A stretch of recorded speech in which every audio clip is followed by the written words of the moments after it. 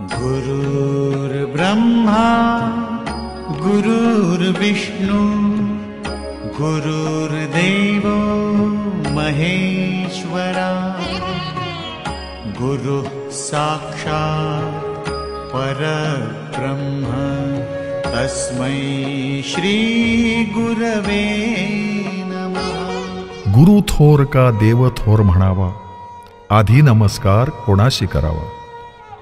गुरुचरणी ठेविता भाव, आपे आप भेटे देव।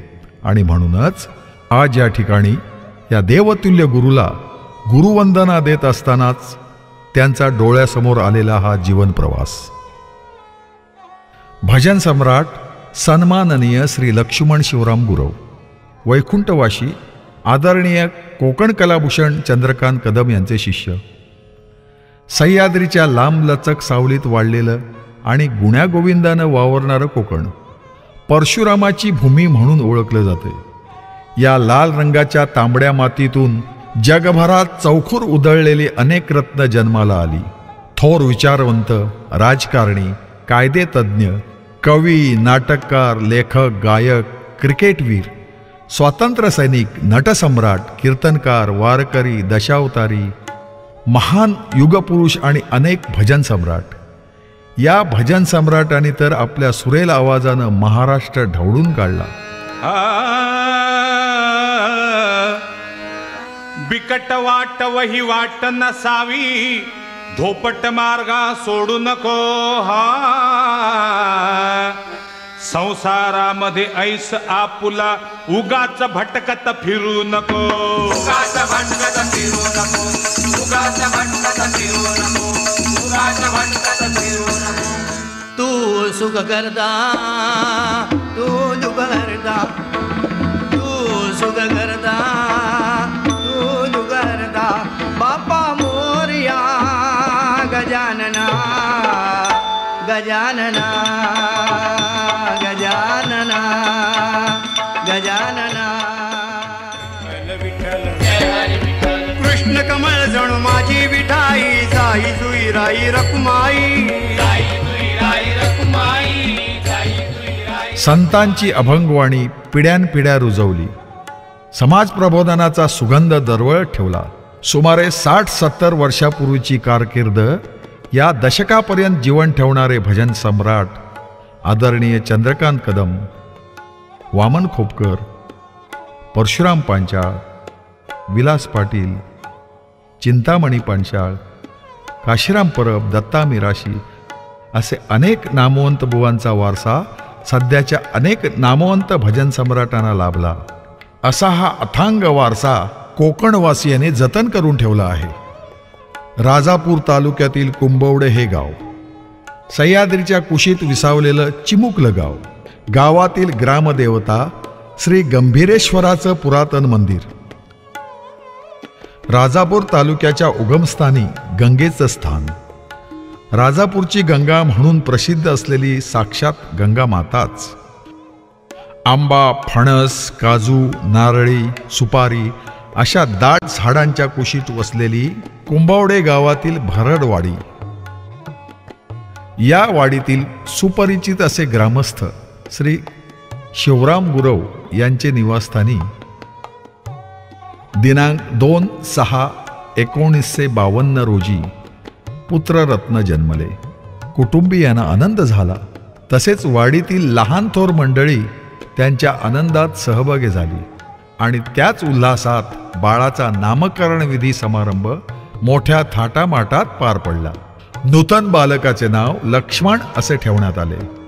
हे बाळ लाल मातीच्या अंथरुणावर बागडत असतानाच सूरपारंब्या, हुतुतू, लगोरी, विटी दांडू सारखे खेळ खेळत असताना, तसेच सवंगड्यांबरोबर हिंडताना बागडताना 7 वर्षाचे झाले आणि पूर्ण प्राथमिक जिल्हा परिषद शाळा राजापूर या नावाने शिक्षण देणाऱ्या प्राथमिक शाळेत इयत्ता पहिलीत पालकांच्या संमतीने दाखल झाले।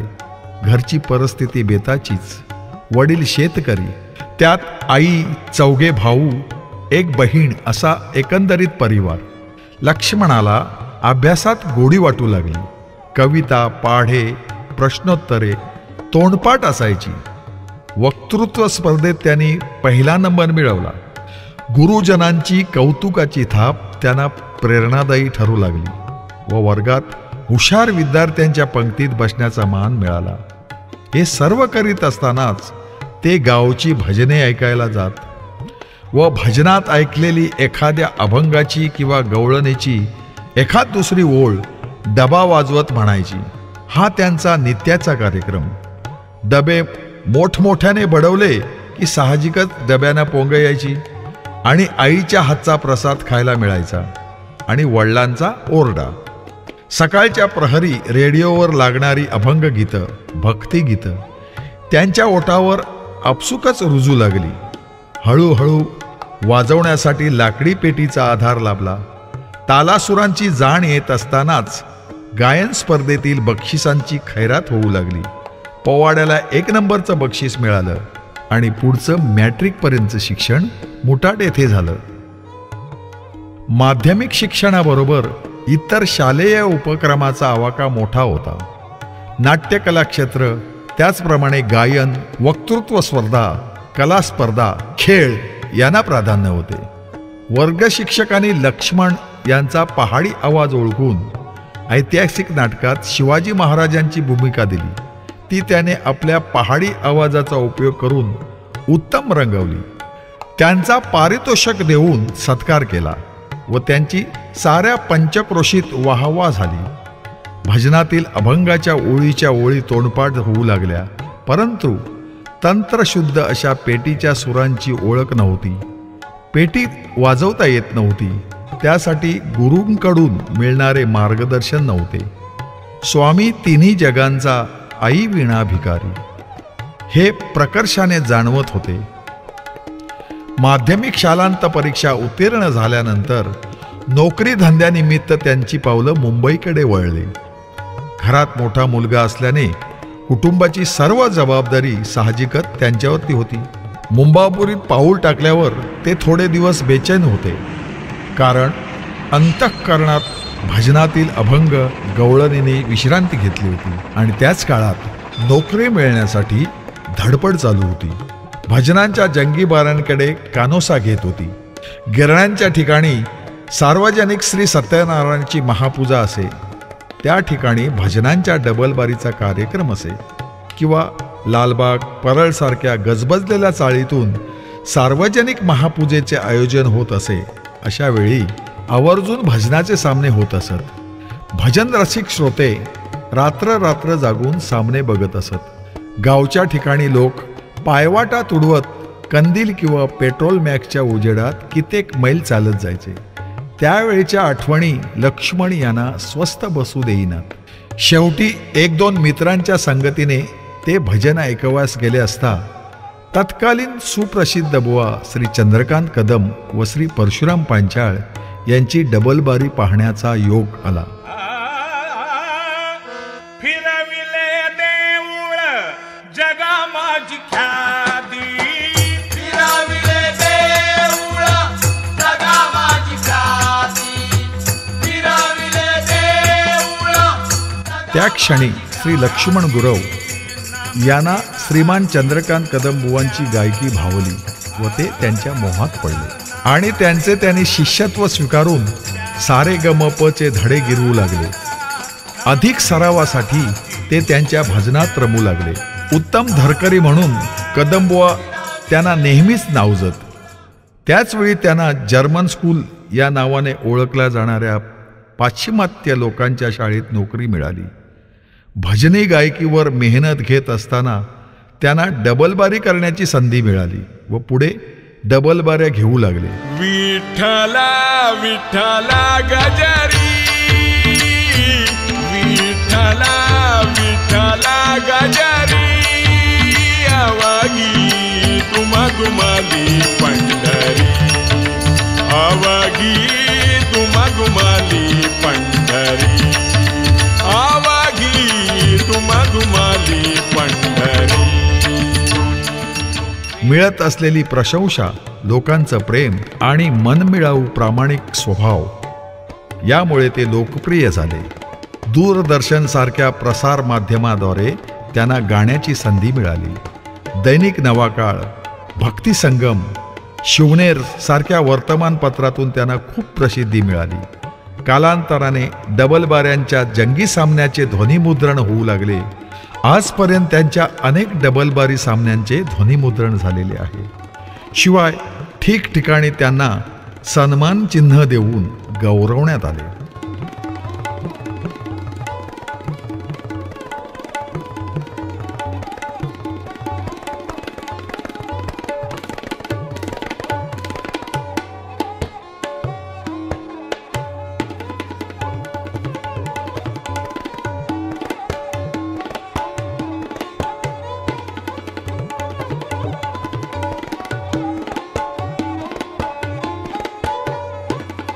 भजन या भाविक संकल्पनेतून त्यांनी विविध विषयावर प्रबोधन करून लोकांना सद्मार्गाकडे वळविण्याचे काम केले आहे.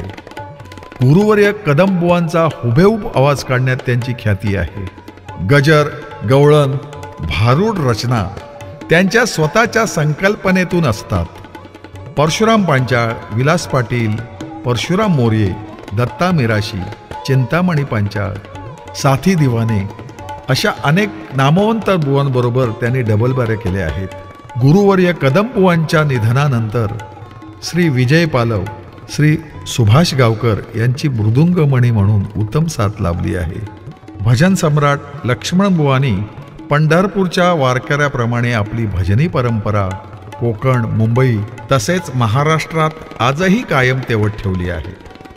गुरुपौर्णिमेच्या या पवित्र दिनी उगवत्या सूर्यदेवतेस प्रणाम करून भजन रसिकांवर अधिराज्य गाजवणाऱ्या गुरुवर्य भजन सम्राट लक्ष्मण गुरव यांना भावी आयुष्याबद्दल आम्हा सर्व बुवांच्या वतीने व शिष्यगणांच्या वतीने सुयश चिंतितो.